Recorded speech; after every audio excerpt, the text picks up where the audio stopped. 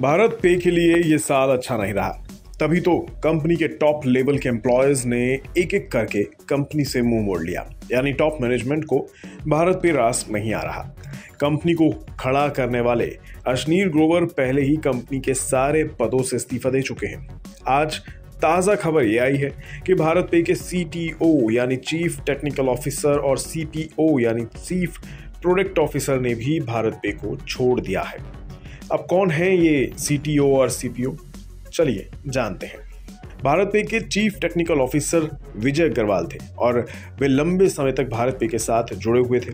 वहीं भारत पे के चीफ प्रोडक्ट ऑफिसर की बात की जाए तो इनकी कमान रजत जैन के हाथों में थी। इन दोनों के साथ साथ और भी लोग हैं जिन्होंने धीरे धीरे ही सही लेकिन भारत पे से रिश्ता तोड़ लिया है। अब उन लोगों के नाम से भी रूबरू हो जाइए। नेहुल मल्होत्रा जो पोस्टपे के प्रमुख थे, उन्होंने भी भारत पे को छोड़ने का फैसला ले लिया है। पोस्टपे भारत पे के द्वारा साल 2021 में लॉन्च किया गया था। इसमें कस्टमर्स को अभी खरीदारी करो और बाद में कहीं से भी भुगतान करने का क्रेडिट दिया जाता था। यानी आसान भाषा में कहें तो बाय नाउ पे लेटर।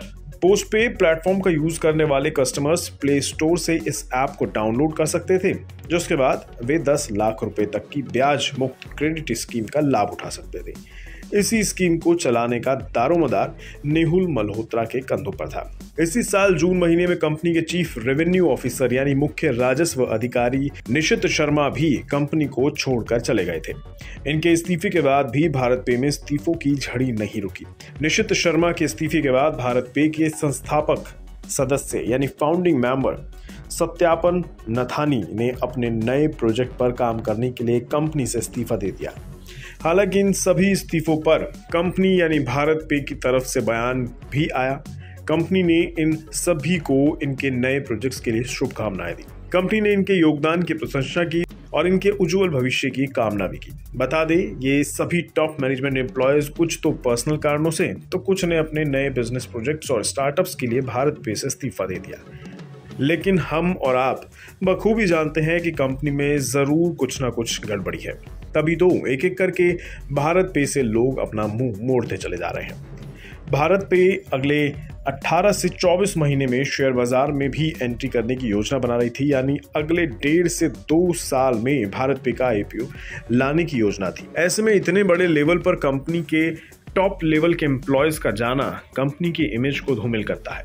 हालांकि भारत पे भी प्रॉफिटेबिलिटी को अचीव करने के लिए जी जान से लगा हुआ है, लेकिन अब देखना होगा कि इस्तीफों की झड़ी के बीच कंपनी कैसे अपने आप को संभालती है। हालांकि इस खबर के आने के बाद अशनीर ग्रोवर का ट्वीट आया जिसमें उन्होंने बताया कि अच्छे लोग कंपनियों के लिए काम नहीं करते, वे सृजन, निर्माण और विकास के लिए जादुई संस्थापकों के साथ काम करते हैं। अशनीर ग्रोवर के बिना भारत पे का कुछ भी नहीं हो सकता। अब अशनीर ग्रोवर के बारे में भी जान लीजिए। अशनीर ग्रोवर भारत पे के को-फाउंडर और शार्क टैंक इंडिया के जज थे। इन्होंने हाल में ही अपनी किताब दोगलापन को लॉन्च किया, जिसमें वे जीवन में स्पष्टता यानी क्लैरिटी लाने के लिए लोगों को अपनी किताब खरीदने और पढ़ने के लिए प्रेरित करते हैं। अशनीर ने बिग बॉस में भी जाने का दावा किया था, लेकिन फिर उन्होंने इस प्लान को ये कहते हुए खारिज कर दिया कि उन्हें सलमान खान से ज्यादा पैसे मिलेंगे तभी वे बिग बॉस जैसी रियलिटी शो में एंटर करेंगे। जाते जाते भारत पे के बारे में भी जान लीजिए। भारत पे को जुलाई 2017 में शुरू किया गया था। एक साल बाद यानी मार्च 2018 में कोलाडिया और शाश्वत नाकरानी इस कंपनी में 50-50% स्टेक के साथ भारत पे को आगे बढ़ाने लगे। उस समय ये दोनों IIT दिल्ली में अपनी पढ़ाई कर रहे थे।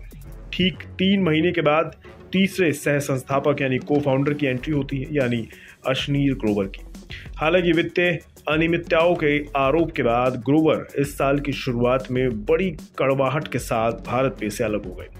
अशनीर और उनके परिवार पर महंगे और शानदार लाइफस्टाइल के लिए कंपनी के फंड में हेराफेरी का आरोप लगा। वहीं ग्रोवर ने भारत पे के CEO सुहेल समीर पर उन्हें कंपनी से निकालने के लिए निवेशकों का पक्ष लेने का आरोप भी लगाया।